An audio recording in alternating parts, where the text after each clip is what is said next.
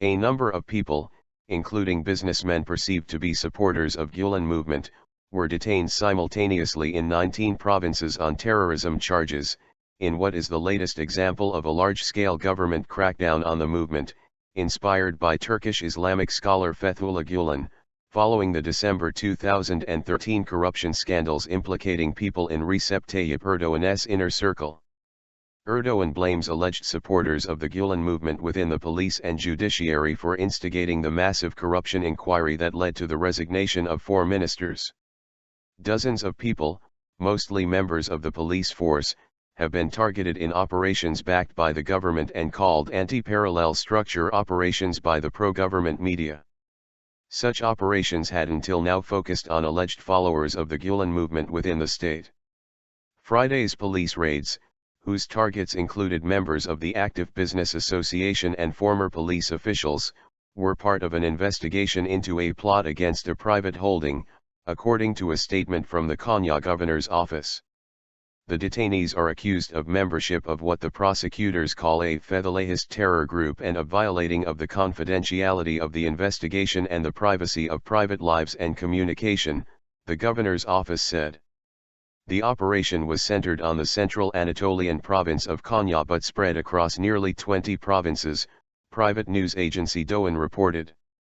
The governor's office said there were detention warrants for 66 people, including the former police chief of the province, former police officials and businessmen in Konya. It is currently unclear how many people have been detained so far. A lawyer and his secretary in Konya were also reportedly detained as part of the same investigation on May 11 at the Konya airport as the lawyer was set to travel to the United States. The lawyer is charged with being a member of a terrorist organization, forgery, and malpractice. An executive of the private holding at the center of the investigation, Okyanus Group, was the target of anti-corruption operations carried out by the Anti-Smuggling and Anti-Organized Crime Unit of the Konya Police in 2008. A total of 234 people involved in dealings with Okyanus have been detained on charges of forming a criminal organization, forgery, tender rigging, bribery, and violation of the confidentiality of the investigation as the criminal probe expanded. The holding CEO, Nusret Argun, was convicted on 73 separate charges and sentenced to more than 180 years in jail, while another high-profile suspect in the case, the former rector of Selçuk University in Konya, was sentenced to 5 years in prison. A total of 114 other suspects were also convicted while 117 people were acquitted. Argun, who rapidly rose to become a business magnate after starting out as a photocopying vendor at the university's medicine faculty in the 1990s, was released from prison last year after serving 5.5 years due to a legal amendment that abolished specially authorized courts. Argun then claimed he was the victim of a conspiracy by the parallel structure. Witch hunt. Scores of police officers, including police chiefs, have been detained since a corruption scandal erupted on December 17, 2013, implicating then ministers and people in the inner circle of Erdoğan, who was prime minister at the time. Erdoğan denied the claims of corruption and described the scandal as a plot against his government by foreign powers and the Gülen movement, also known as the Hizmet movement, which Erdoğan says has set up a parallel state within the state.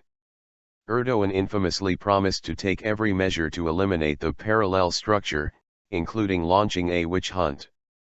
Thousands of police officials and officers as well as judges and prosecutors were reassigned or removed in the aftermath of the December 17, 2013 scandal, while many among them were later prosecuted and imprisoned pending trial on parallel structure charges.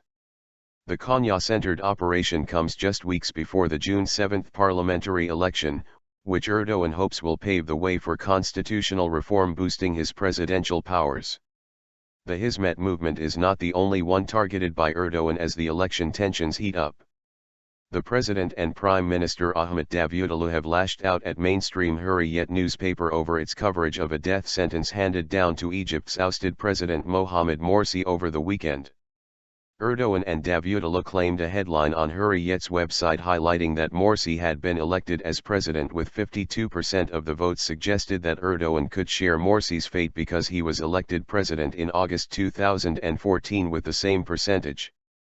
Criticism from Erdoğan and Davutoglu was followed by a criminal complaint against Hürriyet's editor-in-chief and website editors over the headline. Erdoğan called Hürriyet writers charlatans with salaries during a televised interview on Thursday night, holding up examples of Hürriyet newspaper attacking him on its front pages.